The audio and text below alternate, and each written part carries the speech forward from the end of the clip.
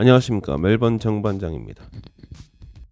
오늘은 2021년 12월 27일, 제가 이번 그 성탄절 기간 동안 뉴사우스웨일즈 주에 있는 이모 댁을 방문하고 왔습니다. 비도 안 오고 날씨가 굉장히 좋은 날들이었고, 오랜만에 이모와 이모부 그리고 사촌 여러분들 많이 만나서 너무 반가웠습니다. 확진자가 많이 나오고 있는 상황이니까 어디 사람 많은 데는 솔직히 거의 안 갔고, 이모 집에만 계속 박혀 있었습니다. 처음 계획은 이제 맛있는 식당도 좀 다니고 하려 그랬는데, 괜히 갔다가 거기서 접촉자 이러고 되면 멜번 내려오지도 못하고 그렇게 될까봐 그냥 이모 집에만 계속 신세를 졌습니다. 물론 그 와중에도 이제 또 좋은 만남도 있었고, 하여튼 즐거운 시간이었습니다.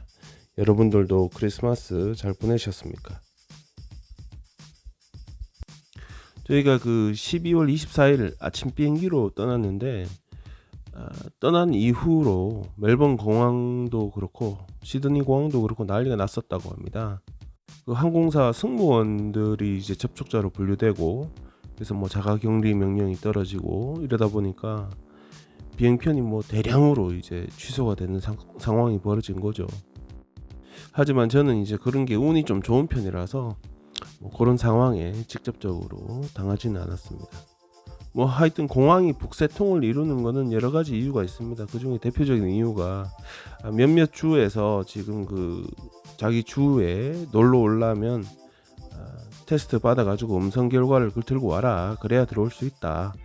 이 대표적으로 퀸슬랜드가 지금 그렇죠. 이 문제는 여타 이유가 있겠지만 테스트 하려고 하는 사람들이 몰리기 시작하면서 테스트 결과가 예전에는 24시간 안에, 빠르면 아침에 검사 받으면 저녁에 나오기도 했었는데, 지금 3, 4일은 기본으로 걸린다고 합니다.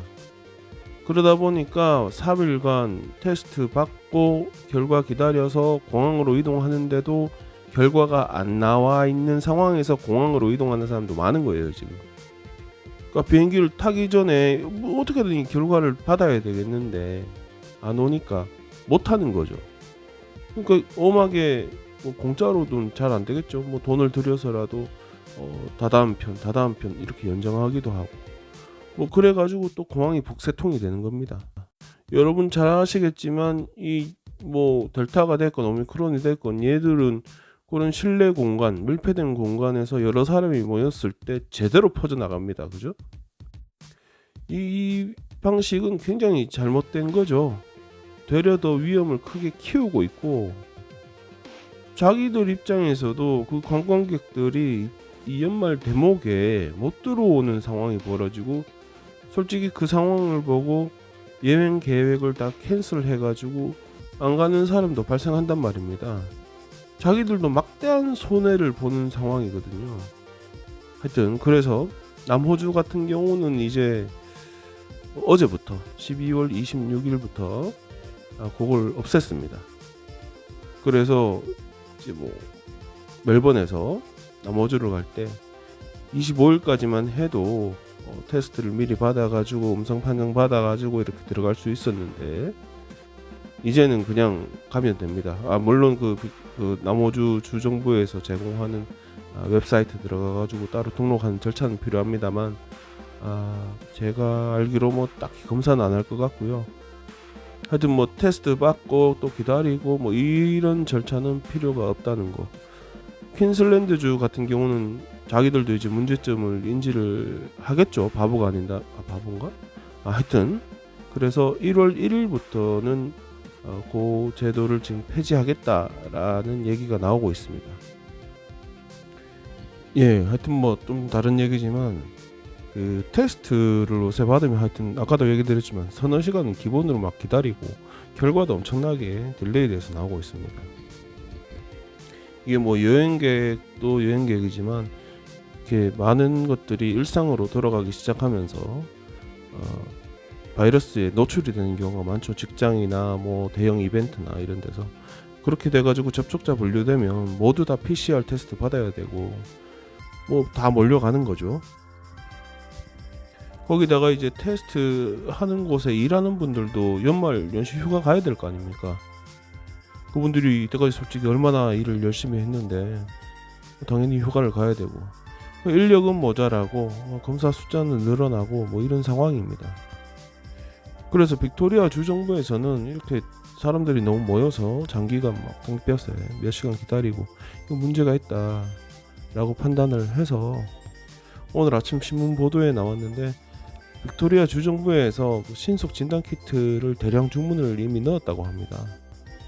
아직 공식 발표는 안 나왔는데 한 가구 접촉자일 경우 말고 직장이나 이렇게 많은 사람들이 노출된 큰 공간에서의 노출자 같은 경우는 PCR 테스트 말고 신속 진단 키트 그걸 이용해서 테스트 받도록 하자. 그래서 만약에 거기서 양성이 나오면 양성 나온 걸 들고 이제 PCR 테스트를 받도록 하자. 뭐 이런 식으로 아마 조치가 취해지지 않을까. 그렇게 되면 지금 대기하는 사람들이 엄청나게 줄어들 것으로 예상이 됩니다. 또 줄어든 만큼 검사 결과도 예전처럼 뭐 24시간 안으로 바로바로 나오겠죠. 안 그래도 저도 이제 시드니 가기 전에 신속 진단 한번 해보려고 살려고 한번 봤더니 뭐 물건이 잘 없더라고요. 또 가격도 20불이 대부분 넘고 하여튼 일부에서는 지난번 11월부터 이게 공식 승인이 됐잖아요. 그러고 나서 EU에 의해서 사용되는 거 정부에서 좀 보조해 주는 것은 어떠냐 뭐 이런 움직임도 있긴 있습니다. 그 테스트가 많아지다 보니까 이런 일도 벌어졌습니다. 시드니 같은 경우인데 지난 22일, 23일 날 이렇게 테스트를 본 사람들한테 결과를 이제 통보를 하죠. 결과 통보가 크리스마스 당일 저녁 8시에 문자로 이렇게 통보가 갔는데 지금 화면 보시면 아시겠지만 처음에 보냈던 문자에는 음성입니다 이러고 보냈다가 이게 실수인 거를 그 다음 날 26일 아침에 또 알아차린 거예요. 그래가지고 문자를 다시 보낸 거예요. 양성입니다. 무려 400명이 이렇게 문자를 잘못 받았다고 합니다. 어떤 분은 자기를 봐도 이건 100% 양성인데 음성 문자를 받은 사람이 있었습니다. 이 사람이 그걸 들고 병원을 가서 설명을 했더니 병원에서 신속 진단 키트를 이용해서 한번 테스트를 해봤더니 바로 양성이 나오죠. 그래서 병원에서는 이제 코비드 환자 병동에 이렇게 입원시켰다고 합니다. 뭐 또 그렇죠. 뭐 계획 잡고 있던 거 계획이 많잖아요. 뭐 친구들도 만나고 친지도 만나고 해야 되는데 음성 판정 받았으니까 이제 계획 잡자 했다가 그 다음날 아침에 양성이다 이래가지고 아무것도 못하는 경우도 엄청나게 기분이 안 좋겠죠. 하여튼 이번 사고의 중심에 있는 그 파톨로지 그 테스트 기관에서 공식 사과를 빠르게 했습니다. 뭐 사고 원인이 단순 뭐 사무 착오 아니냐, 뭐 문자 보낼 때 뭐 실수한 거 아니냐, 뭐 이런 건데 여기 이제 대표자가 나와가지고 그거 아니고 검사 과정에서 직원들이 이제 연구소 직원들이 좀 실수를 했다. 그렇게 지금 판단하고 있고 지금 더 정확하게 조사를 하고 있다. 그리고 이 일로 인해서 이제 정신적으로 또한 물질적으로 피해 보신 분들께 진심으로 사과한다. 이렇게 공식 사과를 했습니다.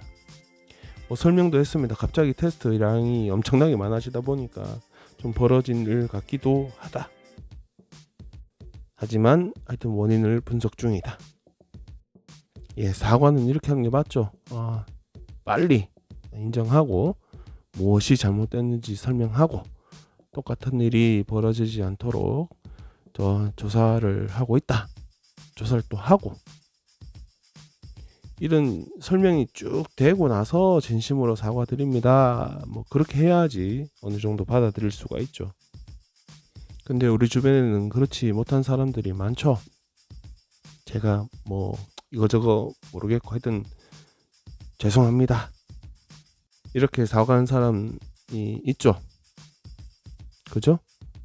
그 빅토리아주 다니엘 앤드루스 같은 경우도 그랬죠. 또 있는데 제가 말하기는 또 그렇고, 또 그 일본의 아베도 그렇죠. 뭐 일본 아베뿐만 아니라 뭐 다른 인간들도 마찬가지인데, 이건 잘못했다는 건지 잘못 안 했다는 건지 미안하다는데 이 진정성은 하나도 없어. 영혼도 없어. 그런 거 들으면 저게 진짜 미안한가 싶기도 하고, 분명히 똑같은 짓을 또 할 거라는 확신이 들어요. 하여튼 뭐 사과 얘기를 하다 보니까 인과성은 제가 모르겠고 갑자기 개 이야기가 좀 떠오르는데, 아니 그 개 말고 이제 멍멍하는 개, 큐라는 동네 아시죠? 뭐 저희 집에서 가깝고 저도 가끔 버스 운행하면서 그 앞을 왔다 갔다 하는데, 큐에 가면 그 우리가 아는 맹인 안내견 혹은 장애인 안내견, 가이드 도그라고 하죠. 그 훈련소가 있습니다. 캠퍼스라고 하는데, 다른 날도 아니고 크리스마스 날 밤에 이 도둑이 들어서 가지고, 지금 그 사진에 보이는 그 밴 있죠, 밴. 이 차량이 용도가 뭐냐 하면 그게 훈련시킬 때 훈련 장소로 이동하고 뭐 이럴 때도 쓰고요. 그리고 그 시력이 안 좋거나 이제 눈이 안 보이는 사람들 있잖아요.